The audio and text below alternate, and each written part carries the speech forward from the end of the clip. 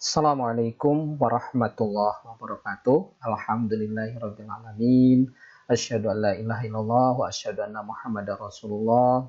Raditu billahi rabbah wa bil islami dina wa bi Muhammadin nabiyya wa rasula.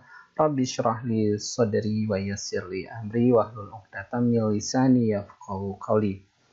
Alhamdulillah dan sangat senang sekali kita berjumpa kembali dalam sub pokok bahasan model kepemimpinan dari mata kuliah kepemimpinan dan berpikir sistem, ya. Semoga Anda selalu diberikan keberkahan di mana saja Anda berada, ya. Kita bahas tentang model kepemimpinan kontingensi atau situasional, yang ada beberapa ini hal yang mungkin kita bahas, ya. Yang pertama itu model kepemimpinan situasional dari Fiedler, kemudian model kepemimpinan situasional 3 dimensi dari Redin, kemudian model kepemimpinan situasional dari Tannenbaum dan Schmidt, ya. Kemudian model kepemimpinan situasional dari Hersey dan Blanchard, ya. Ya, kita masuk pada gaya kepemimpinan Fiedler, ya, di dalam Cons et al. 1986. Model kontingensi keefektifan kepemimpinan dikembangkan oleh Fiedler, ya. Model ini mendalilkan bahwa prestasi kelompok tergantung pada interaksi antara gaya kepemimpinan dengan kadar menguntungkan tidaknya situasi. Jadi di sini mendalilkan, ya, artinya mendalilkan itu membuat sesuatu pondasi dasar bahwa prestasi kelompok suatu organisasi apapun itu, ya, termasuk di bidang kesehatan masyarakat nantinya, itu tergantung pada interaksi antara gaya kepemimpinan seorang pemimpin dengan kadar yang menguntungkan tidaknya situasi kondisi. Nah, kondisi seperti contoh yang paling gampang adalah kondisi yang sekarang ini, ya, kondisi COVID-19 pandemi, ya. Ini memang membutuhkan suatu interaksi dan gaya yang baik, ya. Dan kemungkinan karena tekanan terlalu besar pada kondisi sekarang ini bisa menimbulkan masalah, ya, atau tingkat keberhasilannya menjadi rendah. Tetapi kalau misalnya dia memang mempunyai jiwa kepemimpinan yang baik, ditunjang oleh situasi lingkungan yang baik, maka insya Allah apapun bisa kita lakukan dan kita akan menang di dalam kondisi pandemi ini. Ya, sebaliknya, ya, kalau tidak didukung oleh kepemimpinan yang bagus, maka kita akan kolaps di situ, ya. Isinya akan mengeluh dan menyalahkan. Nah, itu tidak menguntungkan pada kondisi atau suatu organisasi. Kita tidak menginginkan kepemimpinan seperti itu, ya. Atau mengambil kambing hitam, ya, selalu menyalahkan, itu juga tidak menguntungkan bagi kita semua. Isinya adalah saling benci, mencaci, saling menjelekkan, saling menekan, dan itu tidak akan menguntungkan. Padahal pada kesempatan ini harusnya kita bersama-sama, ya, bergandengan tangan, seia sekata, tidak ada dusta, ya, di antara semuanya, ya. Harus sekarang ini adalah bersatu supaya kita tidak karam nantinya. Nah, ini yang harus kita gerakkan, ya. Kalau kita lihat secara nasional kan kondisinya gonjang-ganjing terus, ya. Jadi ini yang harus kita waspadai, harus kita rapatkan barisan di diri kita masing-masing, ya, mulai dari basis yang terkecil keluarga kita, ya, kita harus jaga, ya, semuanya. Oke, berikutnya adalah 3 faktor situasional yang menentukan apakah seseorang itu memiliki peluang menjadi pemimpin yang efektif, ya. Yang pertama adalah hubungan pemimpin anggota yang mengacu pada kadar keyakinan, ya. Kepercayaan, rasa hormat para pengikut terhadap pemimpin yang bersangkutan. Variabel ini mencerminkan penerimaan seorang pemimpin, ya. Jadi seorang pemimpin dan anggota itu harus punya keyakinan, ya, Anggota mempunyai keyakinan terhadap pemimpinnya. Saya yakin Pak, beliau bisa membawa kita ke arah yang lebih baik. Itu adalah sesuatu yang modal dasar yang sangat besar ya. Kemudian rasa hormat ya seorang pengikut. Nah, kemudian variabel yang ini semua adalah mencerminkan bahwa dia punya keyakinan dan percaya pada seorang pemimpin. Ya bagaimana kalau kita tidak percaya pada pemimpin yang kita akan jadikan pemimpin, itu juga akan repot. Nah, oleh karena itu ya, kalau kebetulan ya kita dorong ada seorang pemimpin yang bagus yang memberikan keteladanan. Mau tidak mau pemimpin itu harus memberikan keteladanan yang baik, tidak pernah dusta, tidak pernah ini ya meninggalkan gelanggang. Dia harus punya amanah yang baik. Itu akan bisa membawa kita semua itu ke tujuan yang hakiki nantinya.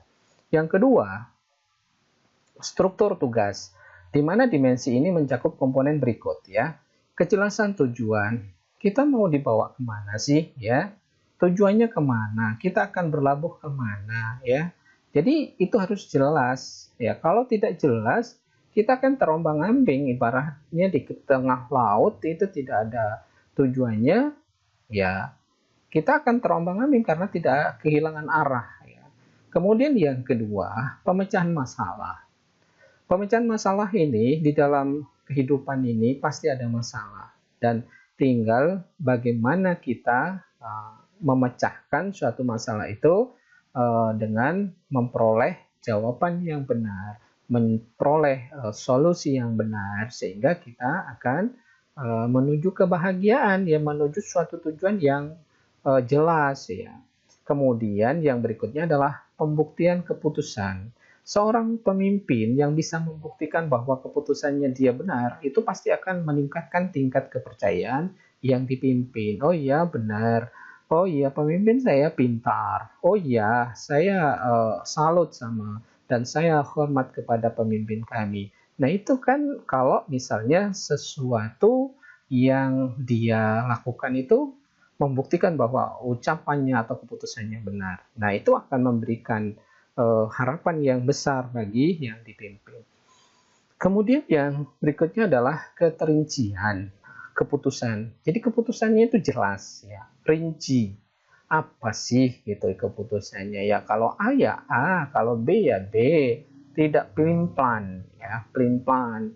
Hari ini A, besok B, besoknya lagi lusa C dan seterusnya. Itu tidak akan memberikan rasa aman bagi yang dipimpin, bagi anggotanya.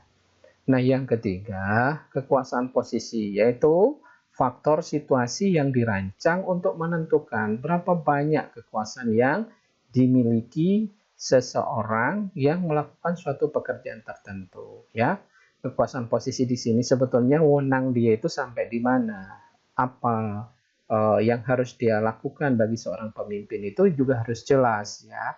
Ada spesifikasinya, harus ada job deskripsinya yang jelas itu, sehingga tidak ada kegambangan di dalam mengambil suatu keputusan. Jadi nanti tidak saling ini, oh itu tugas ini, oh tugas ini, tidak seperti itu. Jadi benar-benar dia sudah dengan rasa yakin bahwa tugas saya adalah memutuskan ini dan harus merancang, membuat strategi bagaimana supaya organisasi tersebut bisa berhasil, seperti itu. Kemudian yang berikutnya adalah gaya kepemimpinan situasional menurut Fiedler dibagi menjadi dua, yaitu yang pertama itu orientasinya tugas, ya, orientasi pada tugas. Pemimpin yang berorientasi pada tugas memperoleh kepuasan dari pelaksananya tugas-tugas tersebut, ya. Nah, kalau dia sudah bisa menyelesaikan tugas itu dengan baik, dengan sempurna, dan menghasilkan sesuatu yang optimal, biasanya menimbulkan rasa puas ya. Kalau sudah puas biasanya ada kebahagiaan di situ ya. Kemudian pemimpin memotivasi dengan memenuhi kebutuhan psikologis seperti rasa percaya diri dan status yang dicapai melalui penyelesaian tugas, tidak melalui hubungan dengan bawahan. Jadi ini lebih banyak kalau misalnya pemimpin itu dia berhasil, mau tidak mau secara langsung ataupun tidak langsung itu bisa memotivasi anggotanya secara psikologis. Dia pengen seperti pemimpinnya, dia berhasil seperti itu. Nah, itu tidak usah ngomong, dia akan bawahannya itu akan mengikuti pemimpinnya ya. Jadi ada keteladanan kembali. Ini tidak berarti pemimpin tidak bersahabat dan ramah terhadap bawahannya, tetapi jika penyelesaian tugas terancam, maka hubungan interpersonal yang baik tidak menjadi hal yang penting. Jadi itu ya, itu kalau orientasi tugas. Yang kedua, orientasi pada hubungan antar pribadi. Pemimpin memotivasi dengan cara memenuhi kebutuhan sosial dan mengupayakan pencapaian hubungan antara pribadi yang baik dan pencapaian kedudukan pribadi yang menonjol. Jika pemimpin dapat mencapai tujuan di atas, maka seorang pemimpin dapat mencapai tujuan sekundernya seperti status dan rasa percaya diri. Ini ya, di hubungan pribadi ya, kembali dia harus membuat seorang pemimpin itu mencapai tujuan sekundernya ya, seperti status itu, dan kalau sudah status itu sudah tercapai maka muncullah rasa percaya diri bagi seorang pemimpin. Nah, model kepemimpinan situasional 3 dimensi dari Fiedler, ada teori 3 dimensi kontingensi situasional untuk menentukan efektivitas seorang pemimpin. Yang pertama itu kekuasaan posisi. Kekuasaan posisi itu mulai dari kuat sampai ke lemah, ya, kekuasaan posisinya. Kemudian struktur tugas. Struktur tugas itu mulai dari tinggi sampai ke rendah, ya. Yang ketiga, hubungan pemimpin anggota itu kisarannya antara baik dan buruk. Kombinasi dari ketiga faktor tersebut akan dapat menghasilkan 9 kemungkinan yang dikenal dengan model kepemimpinan situasional atau kontingensi model by Fiedler. Nah, ini ya. Jadi 9 kemungkinan dari Fiedler ya. Mulai dari oktan yang terendah, oktan 1, 2, 3, 4, 5, 6, 7, 8, 9. Kekuatan atau kedudukannya ini ya, mulai dari kuat ya sampai ke oktan keempat. Ini kemudian lemah, 5, lemah, dan ke-9 itu kuat ya. Kemudian struktur tugas yang jelas ya. Ini nanti ada kombinasi ini antara berbagai ini ya. Jadi dari beberapa ini ada kekuatan kedudukan, ada struktur tugas, hubungan pemimpin anggota, dan gaya kepemimpinan. TO ini task oriented ya. Kemudian RO relation oriented. Ya, ini ada seperti ini matrik ya. Kalau yang pertama ini kekuatannya atau kedudukannya kuat, strukturnya jelas, hubungan pemimpin anggota baik, maka ini task oriented ya, gaya pemimpinannya adalah TO ya. Kemudian kalau kedudukan kuat ya, struktur jelas, kemudian hubungan pemimpin anggota jelek, maka ini juga masih kategori TO dan seterusnya. Tetapi yang ke-9 ini ya, yang kita jangan sampai terjadi walaupun kedudukannya kuat itu, tapi struktur tugas jelas, kemudian hubungan pemimpin anggota ini sama jelek, ini TO ya. Ini ada kombinasi yang apabila dua kombinasi ini kekuatan kuat ya, kemudian ininya tidak jelas, ini jelek ya, ini antara TO dan RO. Kita berharap ya kepemimpinan itu yang kondisinya baik semua ya. Ininya misalnya kuat, ininya jelas, strukturnya jelas, kemudian baik. Ini yang kita inginkan ya. Jangan sampai ada yang tidak jelas atau lemah ataupun yang jelek ini. Ini kita berharap ya semua parameternya itu adalah kuat, jelas, baik seperti yang oktan pertama ini ya. Kalau ada ya jangan terlalu banyak jeleknya atau lemahnya atau tidak jelasnya ya. Jadi kita pengennya kombinasinya kepemimpinan itu yang semuanya sempurna, ya. Jadi itu.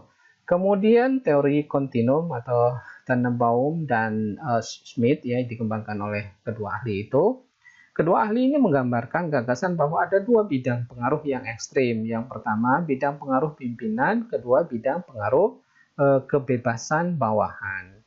Pada bidang pertama, pemimpin menggunakan otoritas dalam gaya kepemimpinannya. Dia punya otoriter, ya. Dia punya kekuasaan.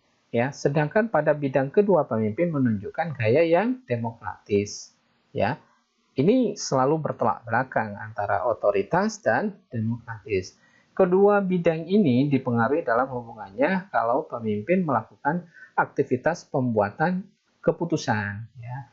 Seorang pemimpin itu akan kelihatan, ya, tidak usah atau tidak perlu diomongkan kalau misalnya dia mengambil keputusan apakah dia seorang pemimpin yang otoriter atau demokratis, itu akan kelihatan, ya. Kalau kadang-kadang ya pemimpin itu maunya dia itulah yang harus diikuti tanpa mendengarkan pertimbangan walaupun itu sebawahan ya, sekedar bawahan istilahnya. Itu kita dengarkan. Ya kalau perlu dengarkan semua pendapat orang kemudian kita ramu. Nah, itulah adalah pemimpin yang baik ya. Bukan berarti dia tidak punya pendapat, tapi pada titik tertentu dia harus memutuskan itu kita harus memutuskan kira-kira mana yang resikonya paling kecil ya dan dampak atau manfaatnya paling besar dan itu perlu pengalaman seorang pemimpin. Tidak bisa kata orang Jawa itu ujuk-ujuk ya seorang pemimpin tanpa track record kemudian dia menginginkan suatu hasil yang optimal itu biasanya amat ya tidak mungkin ya. Contoh Nabi kita, Nabi Muhammad saja, beliau mempunyai track record yang baik ya. Mulai kecil aja sudah dikenal dengan Al-Amin, orang yang dapat dipercaya. Nah, oleh karena itu kita membangun itu semua ya. Membangun mulai sekarang, mulai mahasiswa, mungkin Anda sudah mulai dari SMA, ikuti berbagai kegiatan ya, ekstrakurikuler. Itu adalah memoles Anda nanti semua supaya berhasil di dalam kehidupan kita. Karena kita itu adalah bagaimanapun adalah menjadi pemimpin. 7 model gaya pembuatan keputusan yang dilakukan oleh pemimpin. Yang pertama, pemimpin membuat keputusan, kemudian mengumumkan kepada bawahannya. Otoritas yang digunakan atasan terlalu banyak, sedangkan daerah kebebasan bawahan terlalu sempit sekali. Ini yang pertama, ya. Jadi pemimpin membuat keputusan, ya, otoritasnya yang digunakan terlalu banyak. Sedangkan anggota atau bawahan itu terlalu sedikit. Ini juga membuat ketidaknyamanan nantinya seolah-olah didikte terus sama pemimpin. Kemudian yang kedua, pemimpin menjual keputusan. Dalam hal ini pemimpin masih terlihat banyak menggunakan otoritas yang ada padanya sehingga persis seperti model yang pertama. Bawahan di sini belum banyak terlibat dalam pembuatan keputusan. Ini juga yang kedua ini. Jadi dia masih punya besar sekali otoritasnya. Yang ketiga, pemimpin memberikan pemikiran-pemikiran atau ide dan mengundang pertanyaan-pertanyaan. Dalam model ini, pemimpin sudah menunjukkan kemajuan karena membatasi penggunaan otoritas dan memberikan kesempatan kepada bawahan untuk mengajukan pertanyaan-pertanyaan. Bawahan sudah sedikit terlibat dalam pembuatan keputusan. Ini sudah mulai ya. Nanti memberikan suatu ide, gagasan, pemikiran yang nanti dikomen sama bawahannya. Nanti sambil dicari solusi kira-kira yang optimal yang seperti apa keputusannya. Ya. Yang keempat, pemimpin memberikan keputusan bersifat sementara yang kemungkinan dapat diubah. Bawahan sudah mulai banyak terlibat dalam rangka membuat keputusan sementara otoritas pemimpin sudah mulai dikurangi penggunaannya. Yang kelima, ya, pemimpin memberikan persoalan, meminta saran, dan membuat keputusan. Di sini otoritas pimpinan digunakan sedikit mungkin. Sebaliknya, kebebasan bawahan dalam berpartisipasi membuat keputusan yang sudah banyak digunakan. Yang keenam, pemimpin merumuskan batas-batasnya dan menata kelompok bawahan untuk membuat keputusan. Partisipasi bawahan dalam kesempatan ini lebih besar dibandingkan kelima model di atas. Yang ketujuh, yang terakhir, pemimpin mengizinkan bawahan melakukan fungsi-fungsinya dalam batas-batas yang telah dirumuskan oleh pimpinan. Model ini terletak pada titik ekstrim penggunaan kebebasan bawahan. Adapun titik ekstrim penggunaan otoritas terdapat pada nomor 1 di atas. Jadi ini di lapangan nanti itu kan tergantung situasional ya. Jadi bagaimanapun ya keterlibatan bawahan itu kalau kita menginginkan atau mendapat suatu keputusan atau ya sesuatu keputusan yang baik itu bagaimanapun kalau bisa harus banyak sumber sehingga yang terbaiklah yang kita putuskan ya. Tinggal Anda menilai nanti kondisi di lapangan seperti apa dan Anda kalau jadi pemimpin harus memutuskan seoptimal mungkin. Jadi indikatornya adalah kemaslahatannya atau kebaikannya itu lebih tinggi dan upayakan resikonya itu adalah seminimal mungkin ya. Apapun Anda nanti bidangnya, pekerjaannya ataupun ya Anda bekerja di mana, apakah itu perusahaan sendiri ataupun Anda jadi PNS nanti, ya kebetulan Anda punya anak buah ataupun di rumah sakit atau di mana saja ya, intinya ini bisa dipakai ya.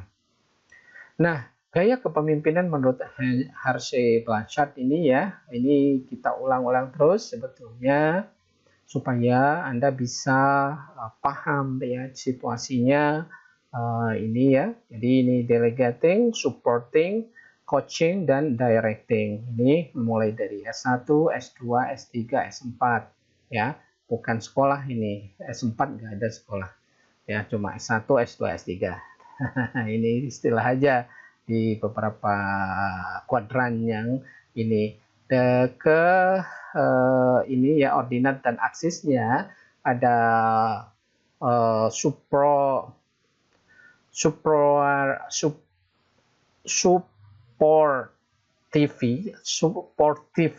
ya supportive sorry ini supportive behavior ya, yang bawah directive behavior ya. Supportive behavior yang bawahnya itu adalah directive behavior. Keselio lidah ternyata ini ya, high supportive dan low directive behavior ya. Nah, S2 mulai S1 dulu ya, high directive dan low supportive behavior. Yang ke S2-nya itu hard directive dan hard supportive behavior ya. S3-nya ini adalah hard supportive dan low directive behavior. Yang ke S4-nya low supportive dan low directive behavior ya. Ini yang low, ini high ya, ini di low ya, high. Nah, ini dimulai dari low itu D1, D2, D3, dan high itu D4. Ini moderate ya, antara D2 dan D3. Ini level pengembangan ya, development level of followers ya. 1, 2, 3, dan 4. Nah, ini bagaimana istilahnya ada beberapa hal yang mungkin kalau S1 itu memberitahukan, menunjukkan, memimpin, menetapkan atau telling ya. Kemudian yang kalau S2 itu menjual, menjelaskan, memperjelas, membujuk ini ya, selling ya. Yang ketiga itu mengikut sertakan, memberi semangat kerjasama dan sudah mulai participating ya, supporting ini ya. Kemudian yang ke S4 ini udah pendelegasian, pengamatan, mengawasi penyelesaian atau delegating.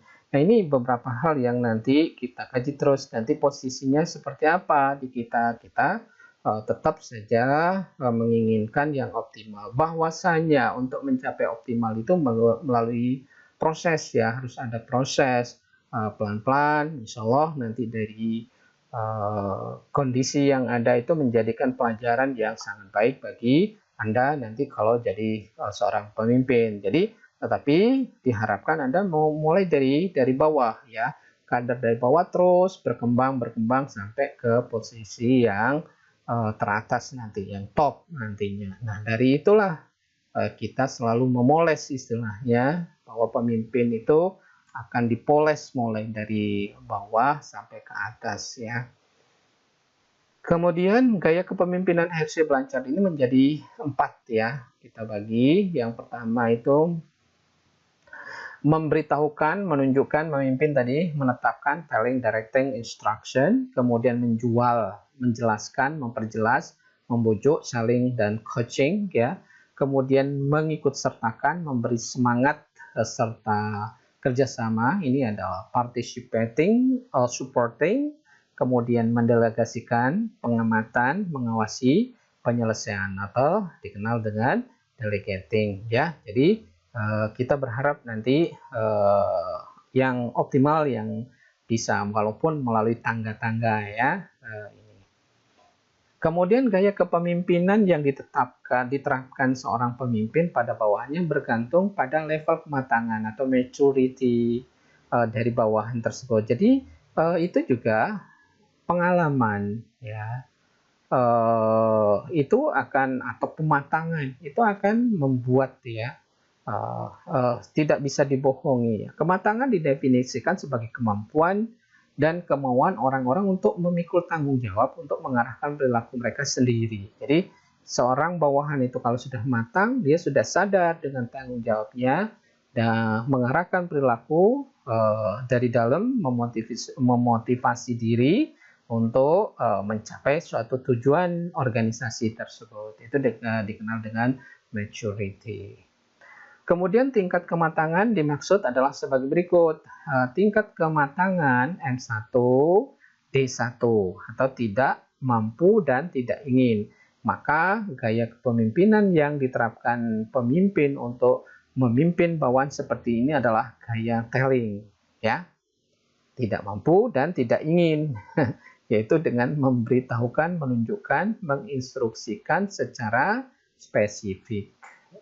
Yang berikutnya adalah teori X, ini tingkat kematangan M2 D2, tidak mampu tetapi mau untuk menghadapi bawahan seperti ini, maka gaya yang diterapkan adalah gaya selling atau coaching ya, yaitu dengan menjual, menjelaskan, memperjelas, dan membujuk ya.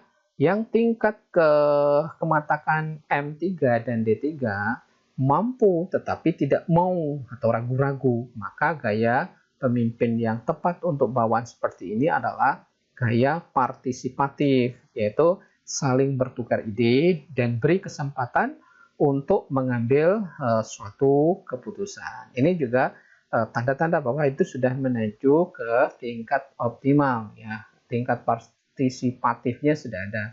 Tingkat kematangan M4 dan D4 mampu dan mau. Nah, ini yang kita inginkan.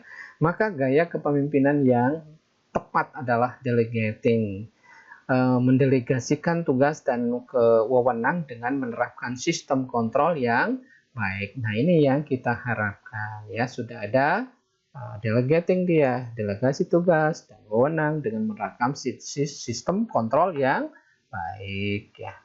Nah, yang di kita ya, kita sudah punya sebetulnya yang luar biasa ya, tetapi mungkin tingkat penerapannya yang harus terus ditingkatkan ya. Ini dasarnya dari agama kita ya, dasarnya dari banyak digali dari Al-Quran ya, dari Islam ini ya. Kepemimpinan Pancasila.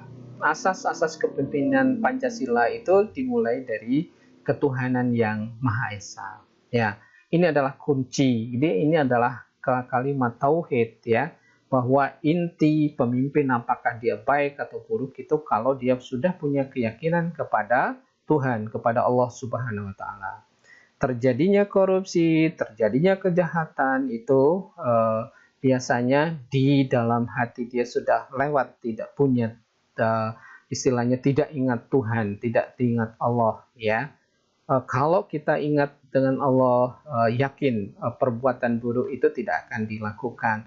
Tetapi kalau sudah kita keluar dari ingatan dari Allah, ya, maka apapun bisa terjadi, ya. Itu adalah yang utama.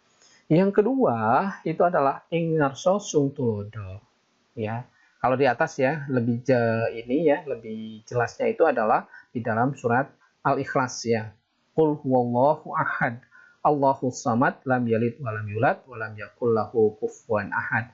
Jadi itu, ya. Jadi ini sesuatu yang luar biasa sebetulnya. Kemudian yang kedua ini ing ngarsa sung tulodo. Di depan itu memberikan teladan. Inilah kata kunci bahwa Rasulullah itu diutus adalah untuk menyempurnakan akhlak. Tetapi untuk menyempurnakan akhlak itu diperlukan keteladanan. Bagaimana akhlak Rasulullah, bagaimana keseharian Rasulullah, bagaimana tata krama Rasulullah, itulah, ya. Jadi seorang pemimpin itu harus punya keteladanan, ya. Ing ngarsa sung tulodo, ya.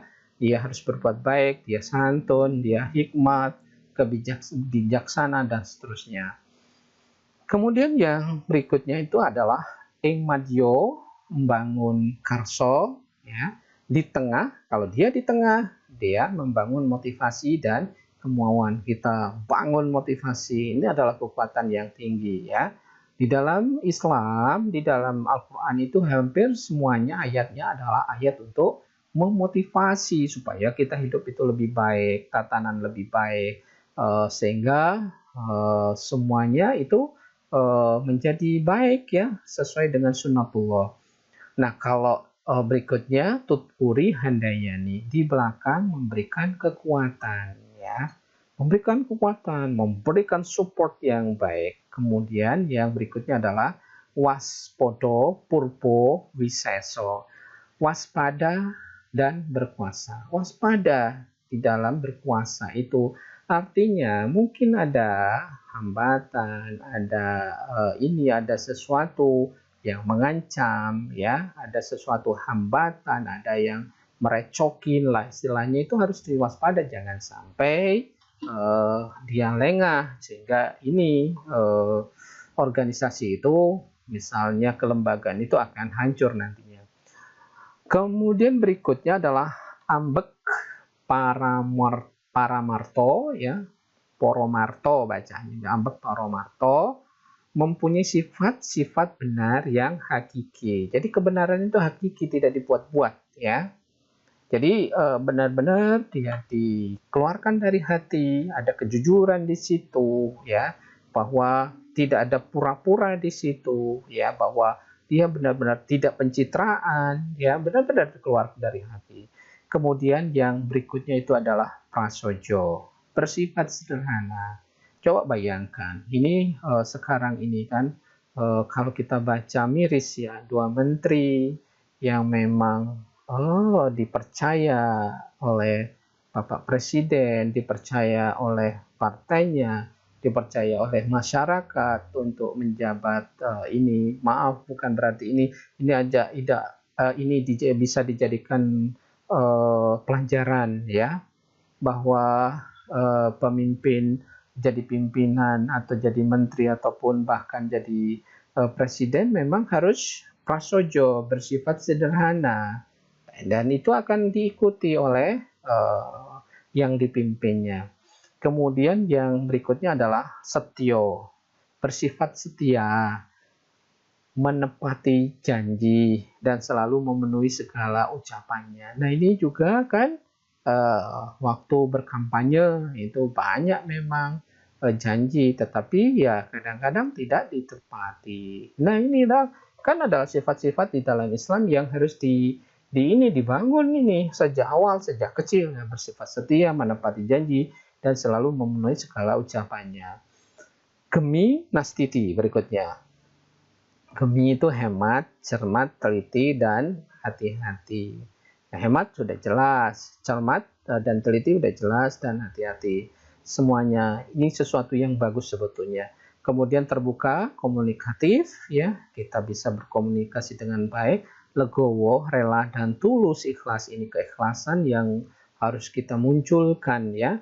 Ikhlas di dalam melaksanakan tugas seorang pemimpin, dia keikhlasan yang dituntut hanya karena apa? Hanya karena Allah Subhanahu wa taala. Yang berikutnya yang terakhir bersifat kesatria, kesatrio ya. Kesatria atau berbudi seperti berbudi pekerti yang luhur dan terpuji. Kalau di dalam agama Islam itu dikenal dengan akhlakul karimah ya. Kalau Rasulullah diutus itu adalah menyempurnakan akhlak. Jadi kalau misalnya di atas itu adalah ketauhidan, iya, asas-asas ketuhanan yang Maha Esa ditutup dengan keikhlasan dan budi pekerti yang baik ya, seperti digambarkan innama bu'istu liutammima makarimal akhlak. Jadi bahwa Rasulullah itu adalah untuk menyempurnakan akhlak. Jadi ini tergambar sebetulnya tatanan Rasulullah yang pertama itu yang dibangun waktu di Mekah itu adalah tauhidnya, keyakinan kepada Allah. Ya, kalau orang sudah yakin tidak akan berbuat yang jelek, tidak akan berbuat kesalahan, tidak mau berbuat yang berdosa, yang menyebabkan dia menjadi berdosa, itu yang utama. Setelah dia punya keyakinan yang luar biasa, yang kuat, yakin sepenuhnya, dan ini harus kita ini loh, harus kita bangun, kita harus cari terus keyakinan itu, dan berbeda semuanya antara Anda dan saya dengan kami ataupun dengan siapa itu untuk meyakinkan itu bisa dari alam yang ada di sekitarnya. Bisa kita bersyukur melihat pemandangan yang indah setiap hari, kok bisa seperti itu ya, ataupun mungkin dari musibah. Itu adalah untuk meningkatkan keimanan dan ketakwaan kita, dan ditutup dengan keikhlasan dan akhlak yang terpuji. Maka kalau ini digabung semuanya dari atas ke bawah, harapan kita, negara kita gemah ripah loh jinawi toto tentrem kertora harjo ya. Kalau istilah di dalam agama itu baldatun thayyibatun wa rabbun ghafur, ya itu akan tercapai. Dan bagi kita secara pribadi seperti doa kita Rabbana atina fid dunya hasanah wa fil akhirati hasanah wa qina adzabannar. Keselamatan di dunia dan akhirat ini akan tercapai semuanya ya. Jadi kebahagiaan dunia dan akhirat itulah adalah tujuan utama dari kita menjalani hidup ini. Mohon maaf apabila ada kekurangan di dalam proses perkuliahan yang disampaikan ya. Kita sudah berusaha, mudah-mudahan Anda bisa mengambil manfaat. Salam untuk keluarga Anda semua ya, di mana saja Anda berada. Bapak selalu mendoakan bahwa Anda selalu dan keluarga tentunya selalu diberi kesehatan, selalu diberi kebahagiaan dan keselamatan ya. Tetap protokol COVID dijalankan, jaga jarak, cuci tangan, dan pakai masker. Nasrum minallah wa fatun qarib. Wassalamualaikum warahmatullahi wabarakatuh.